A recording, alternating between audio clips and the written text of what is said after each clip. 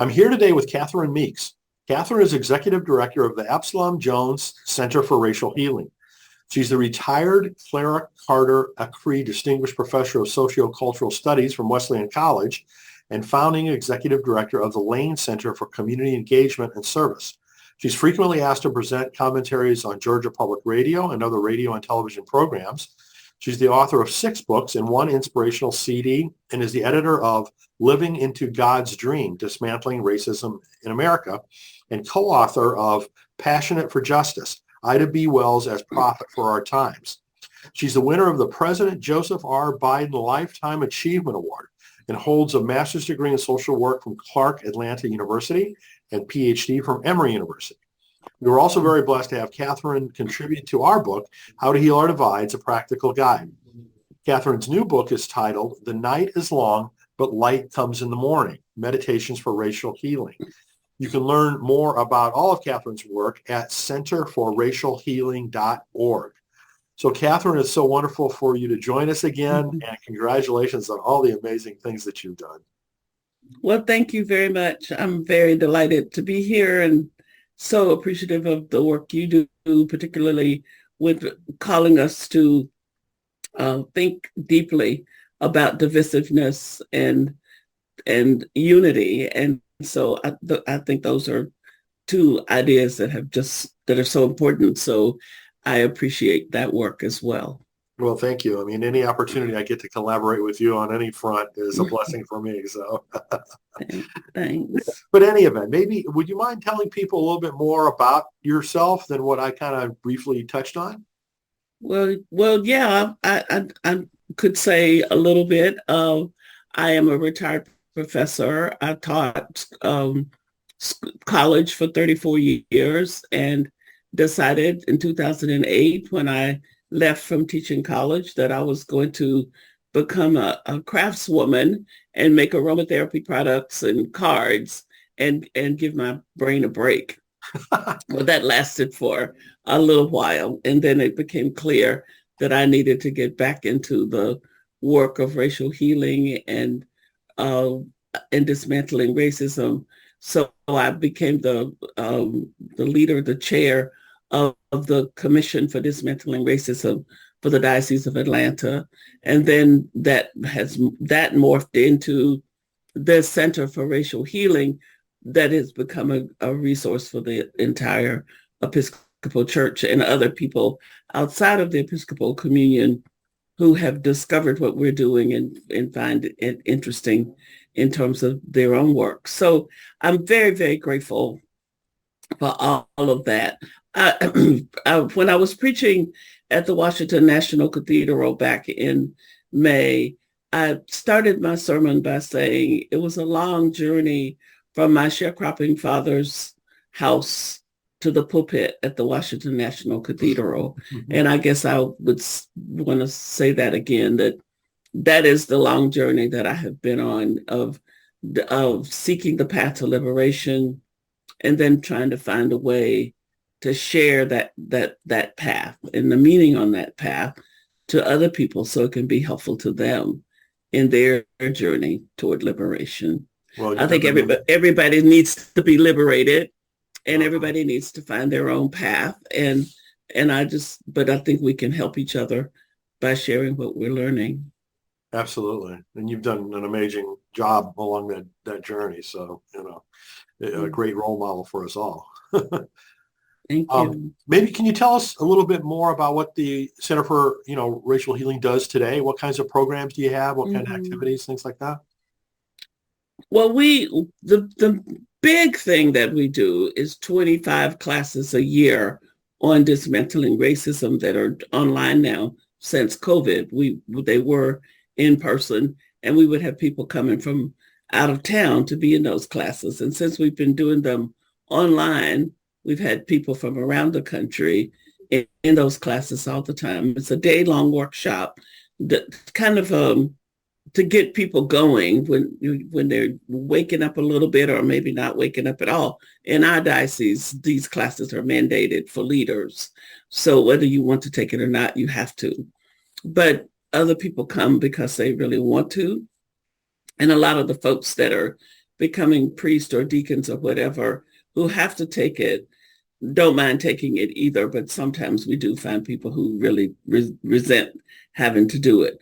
But nonetheless, that's the center offers those classes.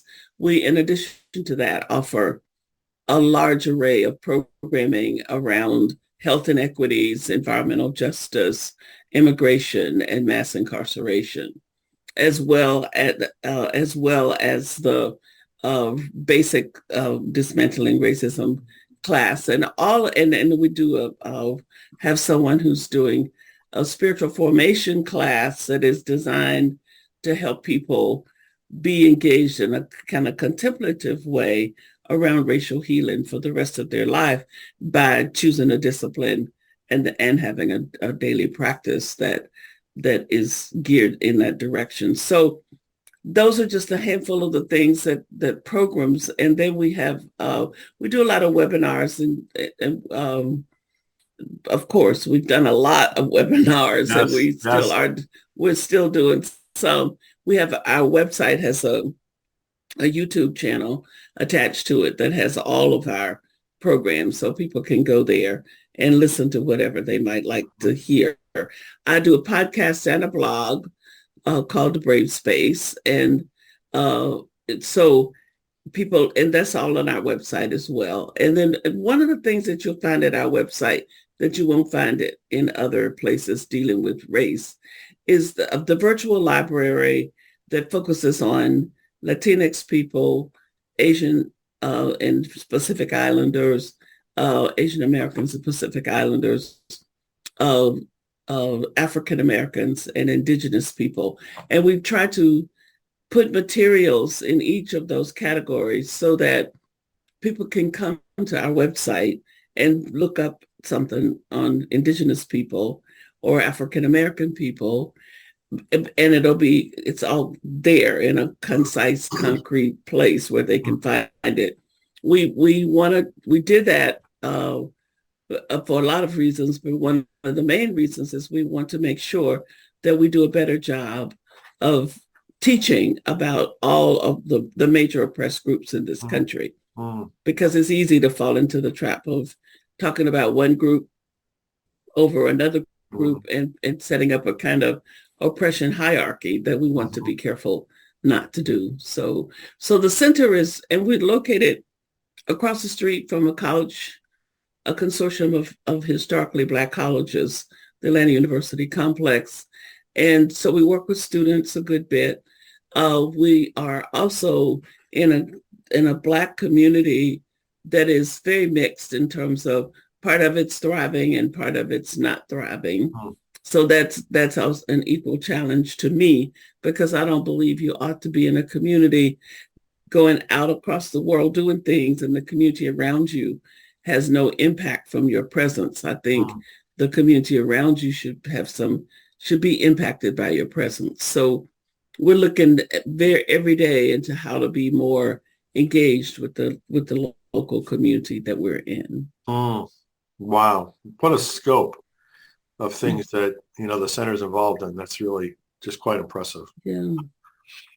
So before we get into the new book, you want to touch on any of the previous ones that you particularly want to highlight? Well, I don't know where folks are with their in their journeys or with their readings, but Living into God's Dream was the book, looking at the dismantling racism in America. It's a collection of essays that includes Bishop Rob Wright and several other writers. And if anybody would be interested in hearing different voices, that would in one book, that would be a really good book to read. But also Passionate for Justice, and of course Ida B. Wells is just my heroine, and I can't say enough about her. I always want people to read about Ida B. And I wrote the book with a white man who's a retired Presbyterian preacher, and we have a pretty good dialogue back and forth across our differences on purpose to help mirror the fact that Black and white and brown and white and brown and Black people can talk to each other about things that they don't agree about and still be connected to one another Hmm. and still be civil and be willing to even be friends. And as my co-author and I are, and we don't agree about several things, and we talk that out in the book a Hmm. little bit. And I think that, and we did it on purpose so that people could see us doing that. Hmm. And I would highlight that for people because I think that's a great need right now, particularly in the kind of climate we've created in our country where it's almost as if you don't agree, you should sit in a corner and put a towel over your head instead of you could be an adult in the room with other adults and you don't have to agree with everybody. I mean, I don't know about you, but I've never met a single person that I agree with 100% on everything. Well, I mean, why should you? They're I not mean, it's just you not know? natural, right? Mm-hmm. Mm-hmm. We have And to. it doesn't even matter, it just at the end of the day, it doesn't matter. That person goes their way, you go your way, and they live their life and you live your life. And whether you agree about everything or not, it was not even a relevant issue. And sometimes it becomes the only issue. Mhm. And that's very unfortunate. Hmm. So, the new book, as I mentioned, the title is "The Night is Long, but Light Comes in the Morning: Meditations for Racial Mhm. Healing." So, how did that book come about? So last year, it seems like way longer than last year now, but last year, the church publishing, who had published my other two books, asked me to write something for young people about race. And I said, I'm not, I don't like, I can talk to young people, but I don't want to try writing for young people right now at this point in my life. Maybe I've never written for like say people 18 to 20, so, or maybe 15 to 20. I've not tried to capture that audience. I mean, some of those young people, if they're high school age, might enjoy reading the books I've written, but those books were not written thinking about, that age group Mhm. particularly. And so, but I alternatively offered the notion that I would be glad to write a book of meditations that dealt with racial healing. And they said, well, great, we would love to publish that. And it, and I said, when? And they said, by now. And this was like, oh my gosh, when was this? At the end of last year. So it was going to be a really quick turnaround. So I said, okay, let me see if I can do that. And I had this hip joint replacement.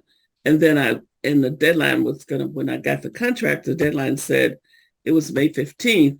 And so my second surgery was April the 4th. So I ended up writing part of this book when I still had staples in my Oh my hip joint goodness. from surgery. So it's and then I had to go back and say, let me go back and read what I wrote and see if it's even literate, So and I was surprised at myself. It's amazing what you can do when you have to. So, Was it but this was it better to be like housebound or constrained, to write a book, or is that not a good thing? no, that's not an issue for me because writing, I mean, I write 10 and 12 hours at a time. So when I start writing, I'm writing and I don't really care what else is going on Wow. because the only way that I can work, I've had to learn this in graduate school, is to focus. So when I'm focused on something, that's what I'm doing. And the rest of it has to just be over there somewhere till I get done Mm. or try to finish whatever I'm finishing. So I wrote the majority of this book between mid-April and May 15th. Wow. I had written I had because I had misjudged and thought I've written so much stuff in terms of blogs and short commentaries. So I thought, well, let me just go back through all of those documents and see what might be there that I could pull together to become a collection of meditations. Well, what I discovered is that none of them were what I wanted to say. Hmm. So what I discovered was that I was not going to be pulling together my things and kind of editing and cleaning up and tweaking and all that. I was going to be writing new things that matched the energy that I was bringing to the table now. And so that was a good challenge, because then I had to set to the writing, and so I wrote the majority of the book in that short window. Wow, that's amazing. What changed, that you decided not to utilize what you had previously written? Well, you know how you write things, and when you wrote there was great passion and energy around it, and then you go back and read it years later, and it's still good writing, and the point is a good one, but you don't have the same kind of energetic connection to it. So I think if I'm going to have a book come out that I've got to get out and promote, it needs to be material that I'm really energized by as well, or else I'm going to get mighty tired of talking about it. And I actually wasn't willing to publish something that felt tired to me, because it wasn't like, some of it wasn't even like that there was a vast difference between, if I talked about that now, I would say a lot of those same things, but it was just even some of the issues that were preoccupying me in those other essays were not the ones I wanted to bring up for this book. So there are 48 meditations in this book, and I think maybe 2 or 3 of them maybe have appeared as blogs somewhere, but the rest of it is all new material. So, wow. Well, good for you for being able to pull off that much writing, that much new material. Yeah. And I will be careful how I expect myself to repeat myself in the future. So the book's description says that it offers much needed meditative guide for the weary and the frustrated. Who would you say is the audience for this book? Well, the contributors on the back represent all of the major groups of people in this country that are in this struggle: African American, Latinx, Asian, indigenous, and white, and so everybody is on. There's a blurb from somebody who represents everybody. So then I think this book, the audience is everybody. Not children, but people that are concerned about their own health and wellness, because you can't be well. My premise is, if you have a group of people that you're holding hostage in your head, or holding yourself hostage really, by trying to be controlling of them, by denigrating them and marginalizing them and making yourself superior, you can't be a well person doing that, because you're siphoning off your own energy, trying to maintain something that can't even really be maintained. And so I think that any person who begins to think about oppression and desire to be liberated, this would be a great help to them. Around race. We're talking about race now. Race is the biggest issue in front of our faces, even though gender and class and all of the ableism and all of that is all entangled in it, I think. But we have used race to be the biggest, what do we always say about elephant in the room that we are talking about. And so I think that anybody who's waking up or trying to wake up or wondering, wow, this stuff is happening in the first place, that they would find this book addresses those things. And it's not the kinds of meditations where there's a little piece of scripture and then a little commentary about the scripture. This is an issue-based set of meditations that with questions attached to in some of them to get people to be reflective. The idea is to be reflective and to interrogate your own narratives. And so these words are designed hopefully to help people in that process. That's very cool. So the foreword of the book is written by the one and only Michael Curry, and he says the book teaches us in the spirit of Howard Thurman, Thich Nhat Hanh, and above all, Jesus of Nazareth. So that's quite a hall of fame there. How does it feel to be in that type of company? He also included Rabbi Abraham Heschel, whom I happen to have such great regard for. Okay. It made me cry when I read those words because they were so beautiful, and it was such an honor to have my name put in a sentence with those folks. I study those people. They are guides for me, particularly Howard Thurman and Dr. King and of course Jesus. And so it was, I just sat with, when I read his foreword, I just sat with it for a good long time before I could even think about it much or move. I mean, it was so moving to me, and I so appreciated him, first of all, taking the time to do it. And then secondly, to say those things, because I know that he would not have said them if he didn't mean to say them. And that was really, it's very humbling. And it just makes me want my words to be meaningful to people even more. So I'd like to read a couple of endorsements for the book. This was from our great friend, Barbara Brown Taylor. She says, there is so much kindness in these pages that you may not notice at first how disruptive they are to your accustomed ways of thinking, being, and doing. So how is the book disruptive in that way? Well, I think that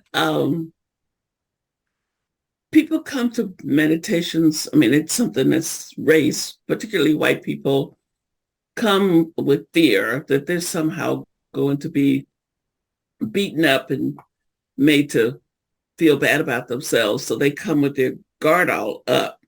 And when they come to my work, they hear understanding, what is it Bishop Michael says, capacity for pastoral care, and yet prophetic witness.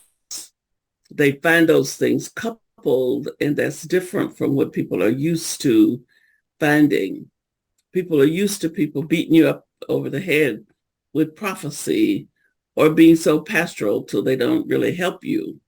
They immobilize you with their efforts to make you feel okay, which you didn't, that wasn't what you needed, but that was what they had to give. So I think that what at least this is what I hear from people who come in or in my classes and stuff, that to be accepted as a human being is, in a conversation on race, people worry that won't happen.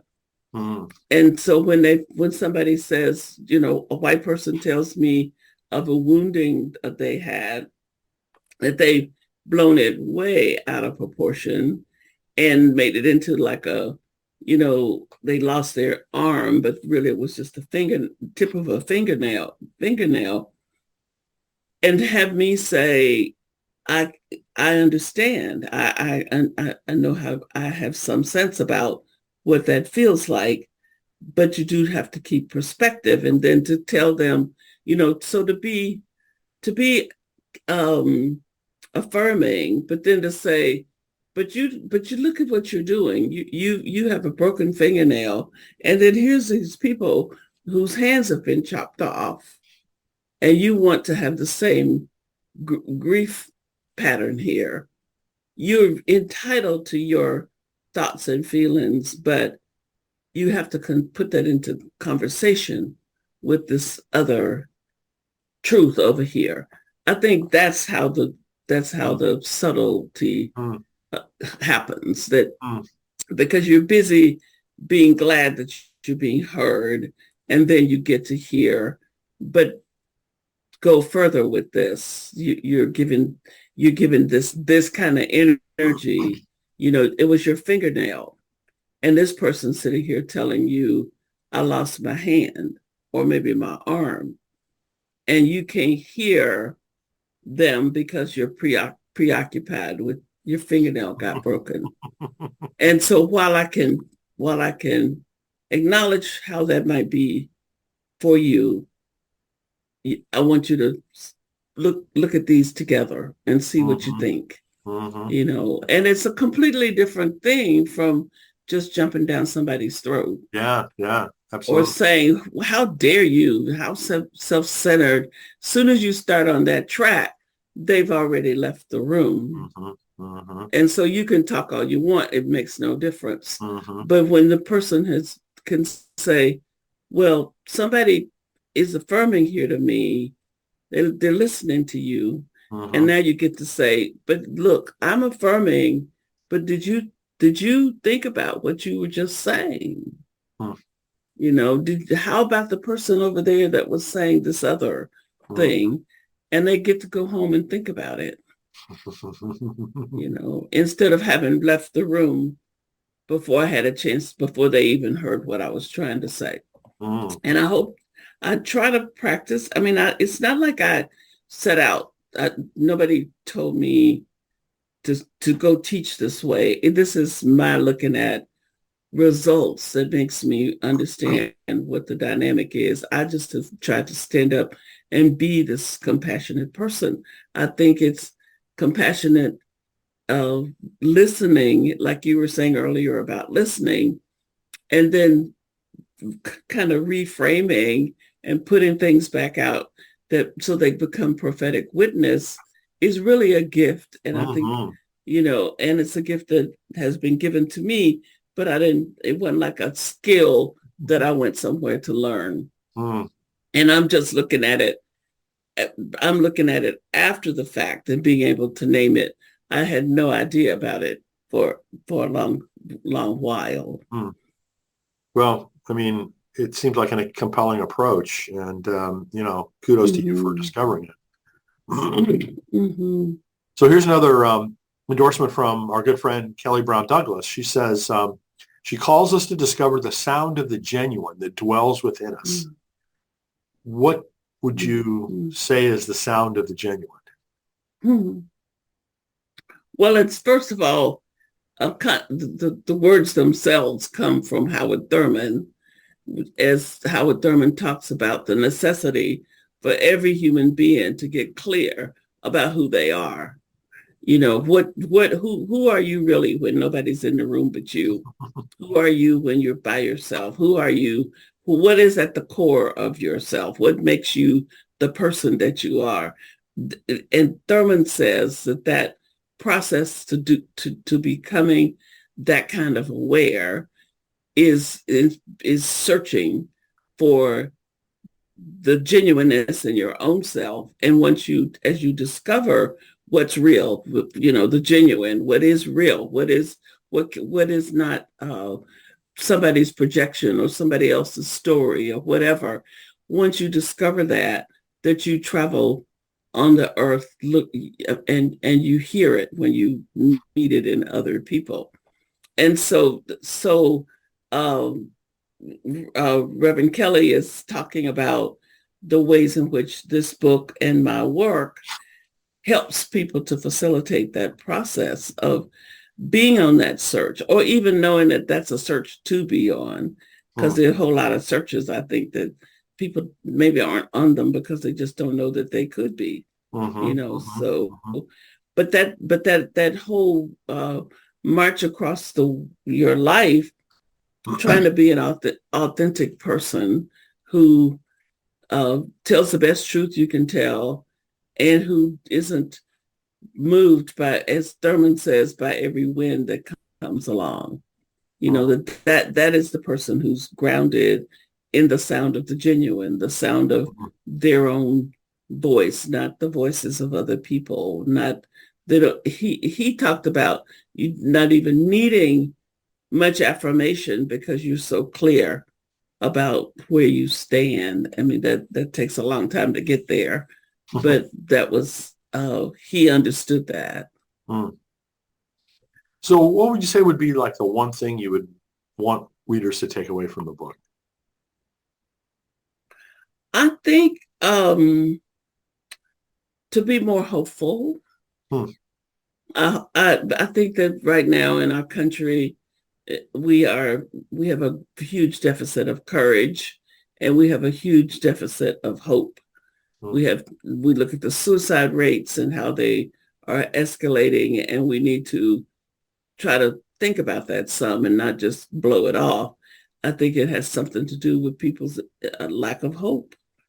I mean, you don't kill yourself if you've got a reason to hope. But if you don't, any young people too, teenagers, I mean, that's really worrisome. So I would like to contribute to the hope quotient Mm-hmm, mm-hmm. right now, across the country, across the world, really, but we're in the country. So to contribute to, I hope my book will contribute and help people to feel more hopeful, partially because maybe they can see some truth about themselves that liberates them and gives them energy to be hopeful. And then maybe because they can see processes that they can share from reading this book. And I just hope the book in a general way will create space where people can be more hopeful. Mm, wonderful. So I have to ask you if there are any plans for future books that you're able to talk about yet. Well, I don't think, not actually. I'm I'm really just trying to again stay focused. So and I want folks to stay focused on this book for right now. So I know I will write a good bit more. I've got a lot of ideas, and I'm thinking someday I might even like to write a play. Wow. But I want to. But I don't want to get. I don't want to get too far ahead of myself. I hear you on that. I'm operating the same way right now, so I appreciate that. Yeah. Well, again, the title of the new book is The Night is Long, but Light Comes in the Morning, Meditations for Racial Healing. And you can learn more about that and all of Catherine's work at centerforracialhealing.org. So Catherine, again, thank you so much for being with us. I just really appreciate all your contributions to the world in many different dimensions. So thank you so much. Well, thank you so much. And I look forward to more conversations. Absolutely. Take care. You too. Bye.